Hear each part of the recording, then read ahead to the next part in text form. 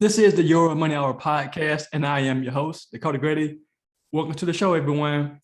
Wherever you're listening, thank you for joining us. And if you need help with your personal finances, I'm your guy.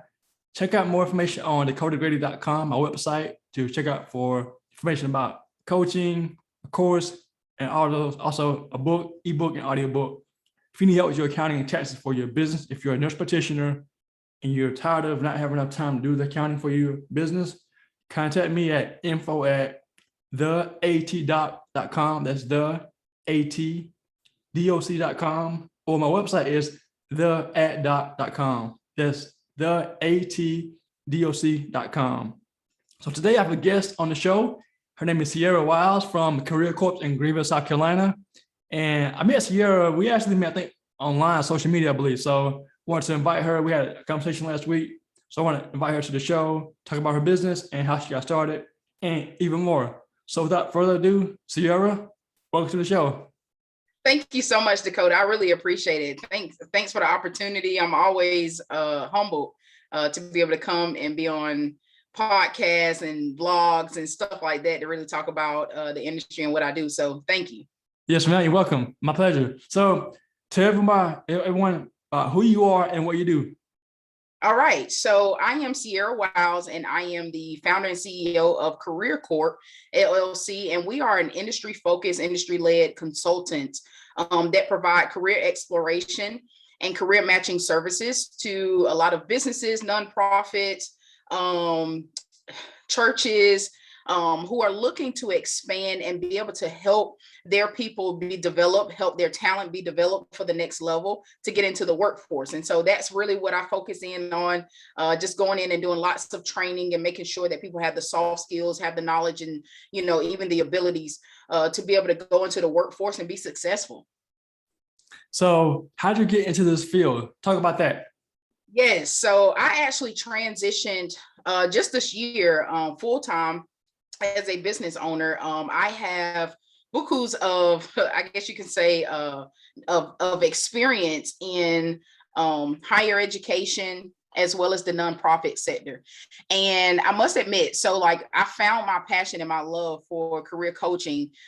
This is probably about 7 to 8 years ago. I saw a show on TV, and on this show, there were 2 African-American women who were doing career coaching, and they were like making bukus of money. And I'm like, yo, I really want to do that. And because I already had a passion for helping people, I'm always the person who's going to give you some type of career advice. Hey, you should do this, or you should consider this. And so I just started kind of really understanding and learning, hey man, like this is a gift. You have a gift for being able to help people go to the next level, especially if they use your advice, right? And so that kind of segued into me working in a nonprofit as a employment coach. And so that gave me the opportunity to be hands-on, doing a lot of facilitation, doing a lot of trainings, hosting career fairs, exposing people to different industries, and seeing the success behind a lot of these people's lives and how I could truly get in there and change the trajectory of how they were living, through their financial increase of getting into the right roles that match their skill set. And so I used that experience throughout all of my experience in nonprofit as well as higher ed. And here we are today at Corp. All right. So that passion was something you saw that fired you up to want to pursue it, right? Yes. And seeing people who look like you, they're doing it, thought you could do it too, right? Yes, that's exactly it. And the crazy part is I'm an advocate for that. That's what Corp, that's what we are driven through, is through exposure. Like we like to make sure that people are exposed and people have that representation. They can see what it looks like to be a plumber or an electrician, from different aspects, to where it doesn't just have to be 1 or 2, ethnicities or anything like that. So diversity is a very big thing for what we look for as far as just driving initiatives and making sure that people are exposed and they can see us being represented in all industries. So how did you get into higher education and nonprofit sector? Yes. So actually, every job, and I coach this, every job that I have ever gotten has come through networking. So I learned very early that networking was like one of the most prominent things that you can have. I remember someone telling me, like, if you don't have a network, like you don't have a net worth. Right. Right. Right. So I learned that very early. And so what I did was I just became very intentional about the people who I connected with and made sure that, going into a lot of those relationships, that it was going to be two-sided as well. Like, what can I do for you? But also what can you do for me? And so I started, of course, first finding people who are in the same industry, connecting with them. And that actually led to, hey, we have a position open here at this nonprofit. And that led from one position to, hey, we have this position over here, that we feel like would be a really good fit for you. And I'm like, even sometimes when you're on the fence, like, I don't even know if I really want to change jobs or, kind of what I really want to do. But every opportunity always divinely lined up. I'm a believer. So it always lined up. Everything, God already had everything planned out for me. And so every opportunity that came, there were a lot of them that I had to shut down and like, hey, this is just not the season. But there were many of them to where I was able to walk through those doors and, acceleration happened. So I'm fortunate. Awesome. So networking is very important. Talk about that, because I've gone to events, and I should say, Yes. people that give cards. I'm like, all right, they'll contact me. I'm like, I'm not here to become your client. I'm here to see, like you said, how can you help me, and not how can I help you? I'm not here to buy your services. So talk about that. What's the gateway for you till you can help people learn how to network if they get out, in the field from a job or school? How do they network the right way? Right.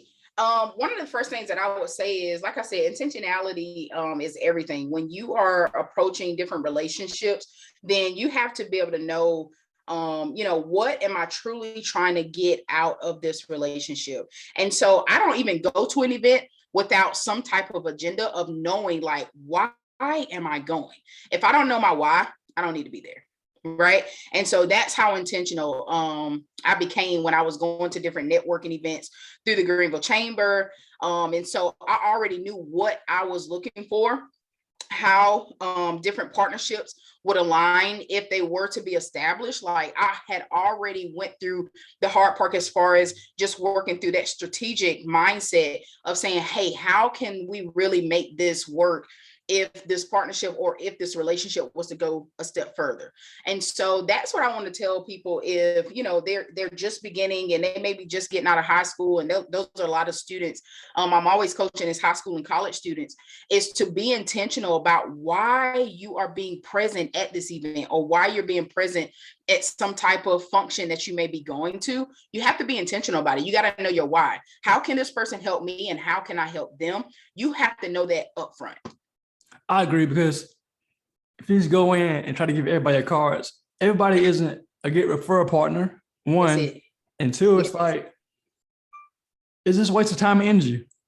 That's it. You'll get cards and then you don't follow up with a person, or if you do get a card, or somebody may call you and like, why are you trying to pitch me? Like, I want to connect with you, but don't pitch me though. Right, exactly. And that's a lot of times what happens is like, even now, I know, especially if you're on LinkedIn, oh my gosh, like, it's overwhelming. Everybody is pitching in the inbox now. And it's like, it's sometimes it's too much because it becomes too silly. I'm a person of relationship. And so for me, it has to be this constant. It's kind of like how we, connected even through an event and just talking about, hey, this is what we're doing. We do podcasts, we do this. And so it was one of those angles where it was like, okay, we can see how this could possibly lead to some type of partnership or some type of, future relationship when it comes to some type of business. And how does this also lead to some type of referrals? So you have clients, I have clients. And so we merge those two, right? And so we're not afraid of, being able to push and say, hey, I'm not good at finances, but I got my boy Dakota, like, he is killer at it. This is where you need to be at, right? And so I think it's one of those measures to where I started realizing, like, I'm not an expertise in every single thing. And so we need community. We need people that we're connected to be able to help us get to those next levels. And so I just started learning, like, hey, like, I can't do it all by myself. I really can't. I can't do it all by myself. So I need a community. I need a body. And so when I'm going, I'm intentional about who I'm connecting with and how can my people, benefit for the services that you offer. And that's the thing for me too. I'm like, it's good to have people in your corner who are experts, because I'm not an expert, say, in marketing. Right, Or, right. or even career coaching. I can get my experience, but that's your warehouse. That's your skill. Yes. If I know somebody who needs career coaching, Cierra, who got my girl, she got you. She has you, right? That's it. And it's a win-win for everybody. I really truthfully believe, Dakota, that if we understood this as a culture, and this is, as people would talk about now, like what the culture would mean. I'm not even talking about just the African American community, but I'm stating as far as how we all work together, right? And inclusion, how we all can work together. Like everybody's gift is meant to be used in the marketplace or in ministry or however you're going to use it. Everybody's gift is meant to be used. And so what I learned very early is that I'm not gifted at everything. That means that I have to find other people who are stronger than me in other areas. That's their gifting. And so how we allow, even the wholeness of how we become who we truly are is through community, it's through fellowship. And I love that part of it. I love people, and I love hearing about, what other people are strong at, or even people who are strong at the same thing that I do as well. Like I'm intentional about it and I love it, but it does not intimidate me. So I think it's one of those things where we have to grow and learn, like, let's not be intimidated. This is great that somebody is great at something, or is even better than in something than you are, right?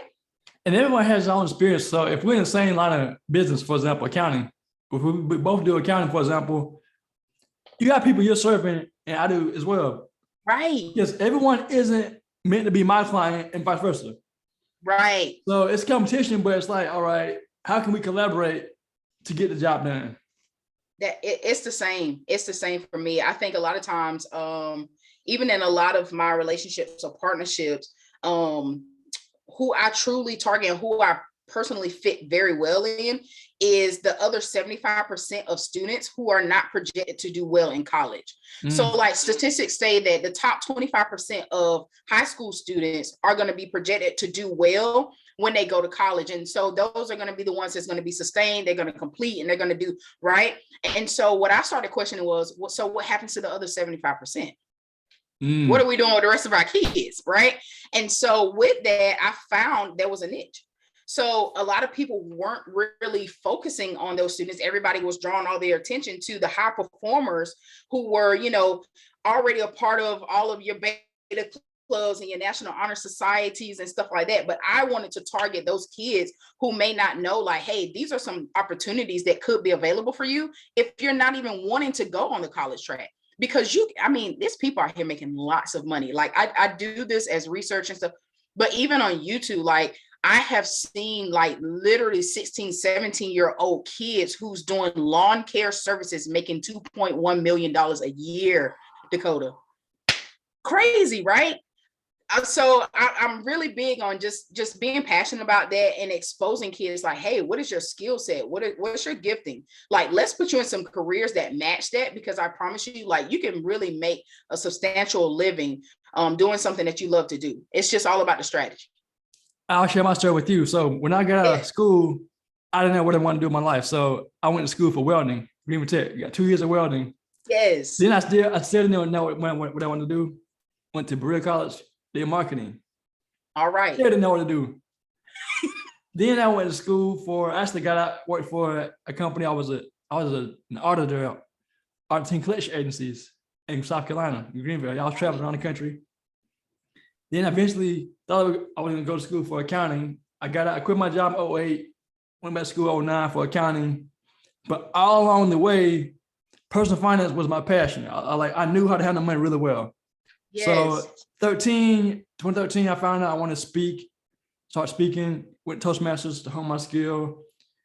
And then later I found out I want to do coaching, personal finance. Yes. So I merged speaking and coaching together in 2015, started the business. But it took me a journey, a long time to get to where I am today. Yes, sir. I took DISC assessment, Myers-Briggs assessment. I did the Strengths Finder. I did like all those things to put myself together, like to find out how God has created me, like know my gift. Yes. So now I'm focusing on my base. Accounting is paying the bills. but my passion is personal finance. So I'm doing that at the same time. So I'm merging the two together. Eventually, I want to be able to do personal finance full time and accounting and taxes, have it as a business, but I want to delegate it to my team. Right, exactly. But that's what it's about, right? And so when people even ask me, they're like, what is the goal for Career Corp? So like I have this big vision of what Career Corp would do and how it would expose people. But at the same time, like one of my biggest passions is doing this very thing. Like, so I get on and I had started career chats. I enjoy talking, right? Clearly, I'm on here.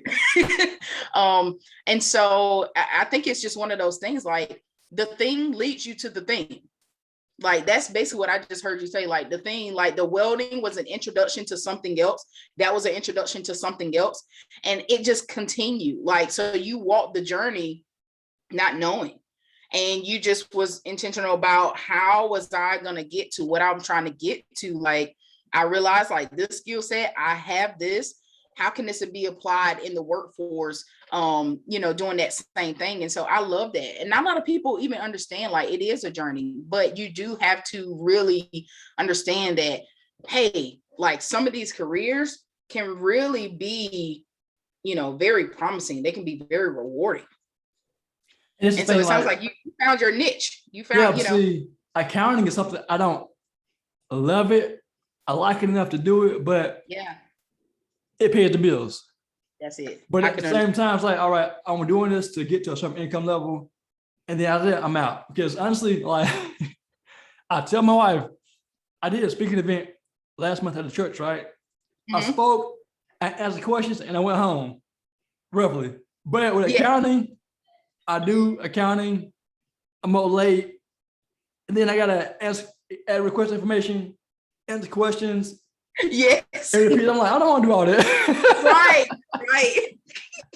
I always say this, like coaching, it takes a special gift to be a coach.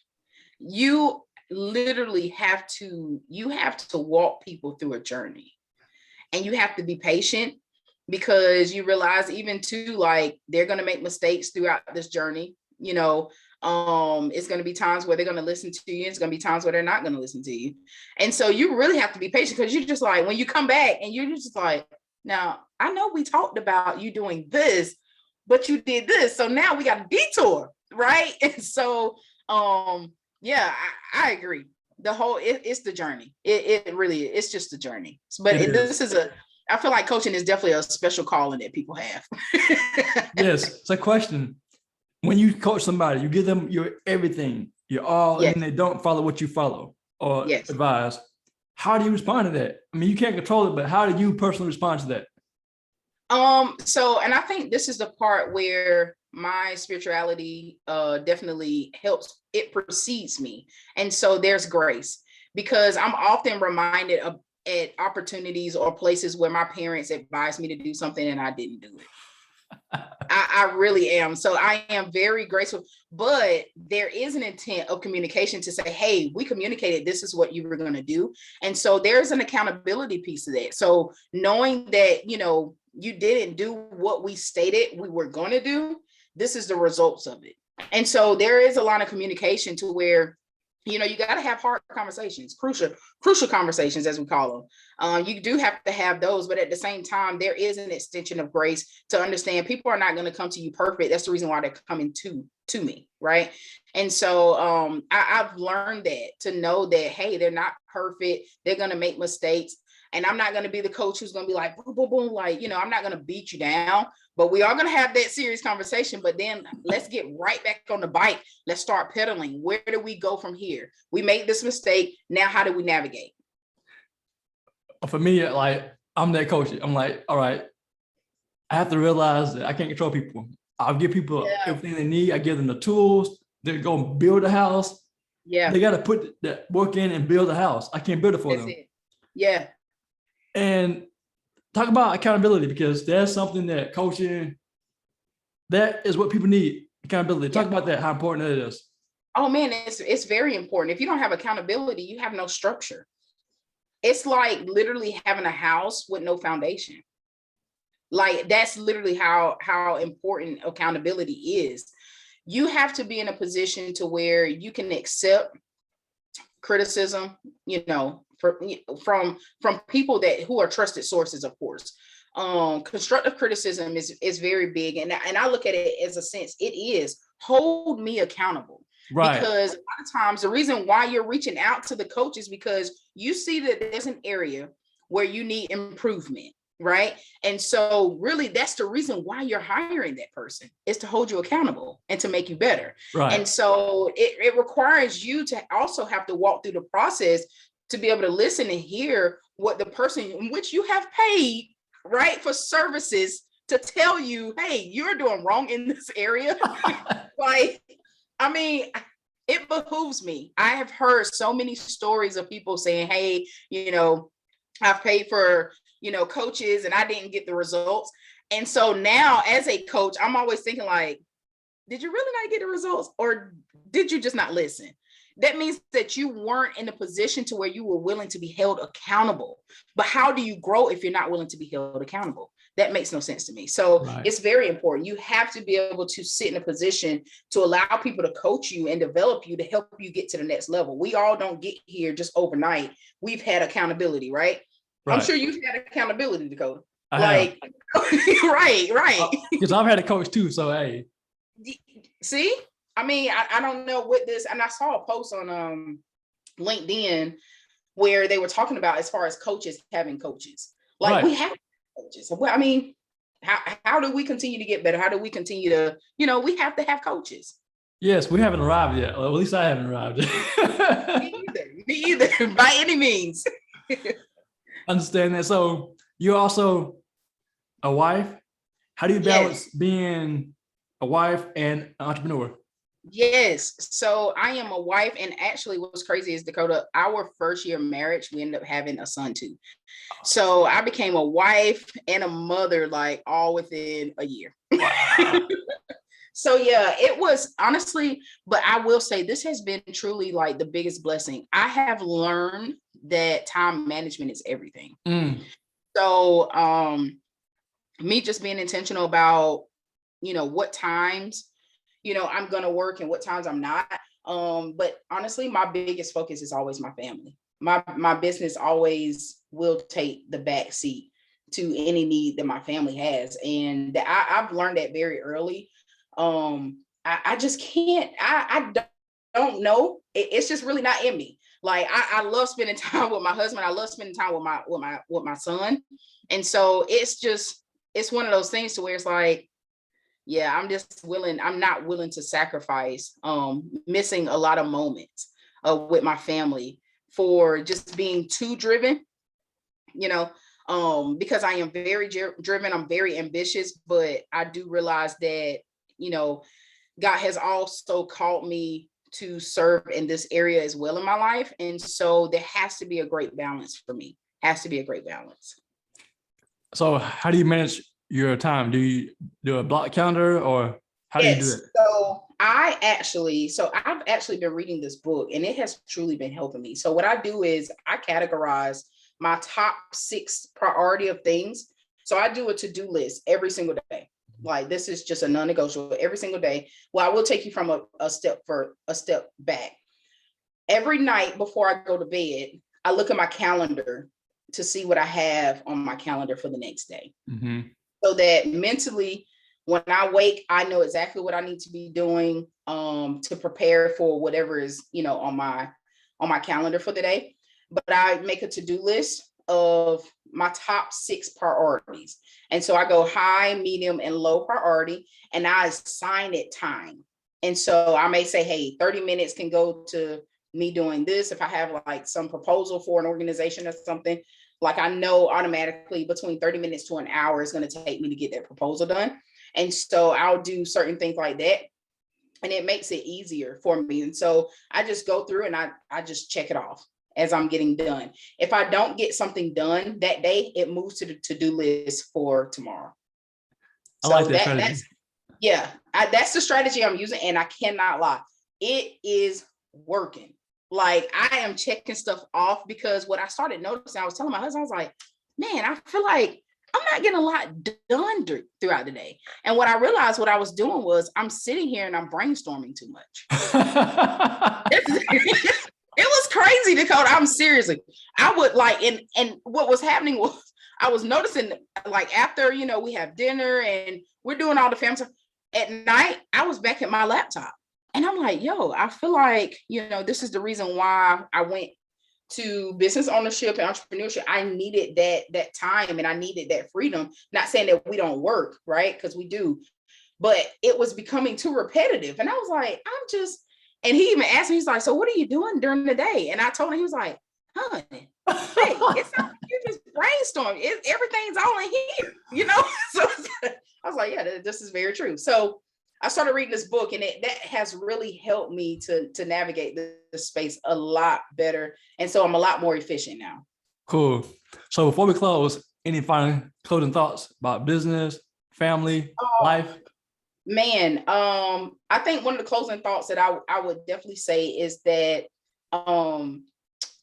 understanding and knowing that career exposure leads to a purposeful life.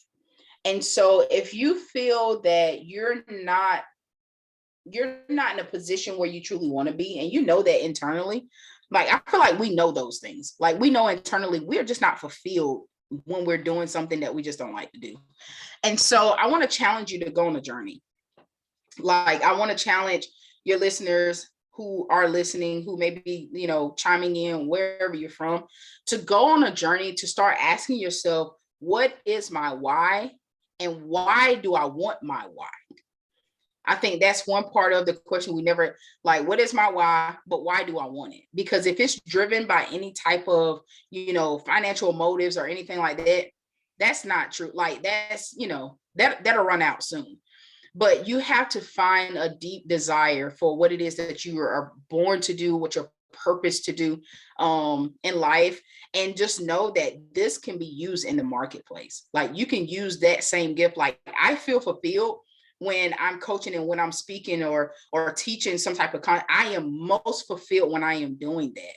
Right. And so people have to find what is that thing that makes me fulfilled when I leave and I'm like, yo, I just killed it. Right. And so I want to be your joy coach.